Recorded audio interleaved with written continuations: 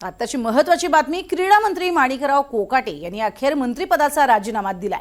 कोकाटेंनी राजीनामा उपमुख्यमंत्री अजित पवारांकडे सुपूर्द केलाय। आता माणिकराव कोकाटे यांच्या मंत्रिपदाच्या राजीनाम्यावर उद्या निर्णय घेतला जाणार अशी माहिती मिळते। दरम्यान माणिकराव कोकाटे उद्यापर्यंत बिनखात्याचे मंत्री असणार आहेत, कारण सदनिका घोटाळ्यामध्ये कोर्टाने शिक्षा कायम ठेवल्यानंतर त्यांच्यावर अटकेची टांगती तलवार आहे। अशा वेळेला कोकाटे यांच्याकडील खाती अजित पवारांकडे वर्ग करण्याची शिफारस मुख्यमंत्री फडणवीसांनी राज्यपाल आचार्य देवव्रत यांच्याकडे केली होती आणि त्यानंतर राज्यपालांनी फडणवीसांची विनंती मान्य करत कोकाटे यांच्याकडील खाती अजित पवारांकडे वर्ग केली।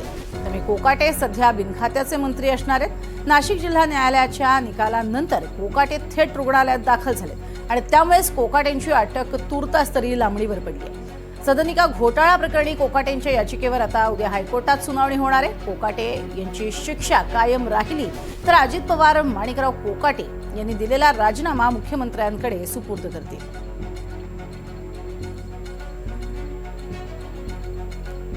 दरम्यान माणिकराव कोकाटे यांच्या समोर अडचणींचा मोठा डोंगर उभा ठाकलाय। सदनिका घोटाळा प्रकरणामध्ये कोकाटेंना कोर्टात हजर करण्याचे आदेश देण्यात आले, तर दुसरीकडे या घडामोडी घडत असताना मंत्री माणिकराव कोकाटे यांना लीलावतीमध्ये आयसीयू मध्ये दाखल करण्यात आले।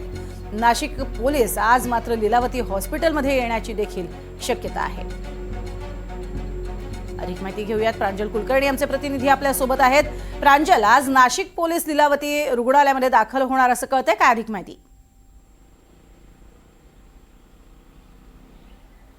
प्रज्ञा, आपण बघितलं तर कालचा पूर्ण दिवस हा माणिकराव कोकाटे यांच्यामुळे गाजला होता आणि आज देखील आजचा दिवस देखील माणिकराव कोकाटेंसाठी महत्त्वाचा आहे। विशेष म्हणजे माणिकराव कोकाटे यांना आज अटक होणार का याकडे देखील राजकीय वर्तुळाचं लक्ष हे लागलेलं आहे।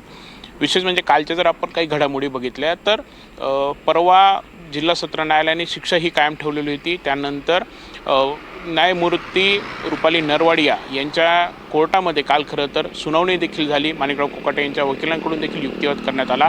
माणिकराव कोकाटे यांच्या वकिलांनी सांगितलं होतं की ते सध्या रुग्णालयामध्ये उपचार हे घेत आहेत, त्यामुळे आम्हाला माणुसकीच्या नात्याने 3 ते 4 दिवसांची सवलत ही मिळावी, त्यांच्या नावाने अटक वॉरंट हे काढण्यात येऊ नये। मात्र ते अमान्य करत माणिकराव कोकाटे आणि त्यांचे बंधू विजय कोकाटे या दोघांच्या नावाने अटक वॉरंट हे निघालेलं आहेत आणि नाशिक पोलिसांना खरं तर आदेश हे न्यायालयाकडून देण्यात आलेले आहेत की या दोघांना तात्काळ पकडा आणि न्यायालयासमोर हजर करा।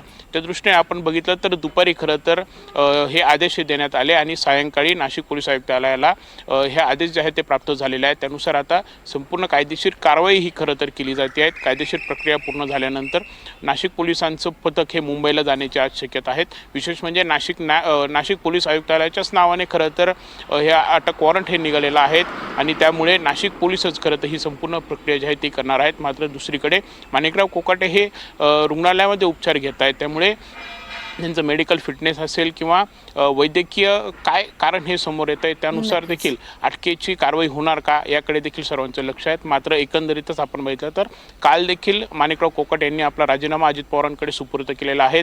शुक्रवारी उच्च न्यायालयामध्ये याबाबत सुनावणी होणार आहेत। काल देखील उच्च न्यायालयामध्ये माणिकराव कोकाटे यांच्या वकिलांनी धाव घेतली होती, मात्र उच्च न्यायालयाने यावरती तात्काळ सुनावणी घेण्यास नकार दिलेला होता। त्यामुळे आता शुक्रवारी नक्की उच्च न्यायालय काय निर्णय देते यावरच खरं तर माणिकराव कोकाटे यांचं पुढचं राजकीय भवितव्य हे अवलंबून असणार आहे। नक्कीच, तुर्तास धन्यवाद या संपूर्ण माहितीसाठी।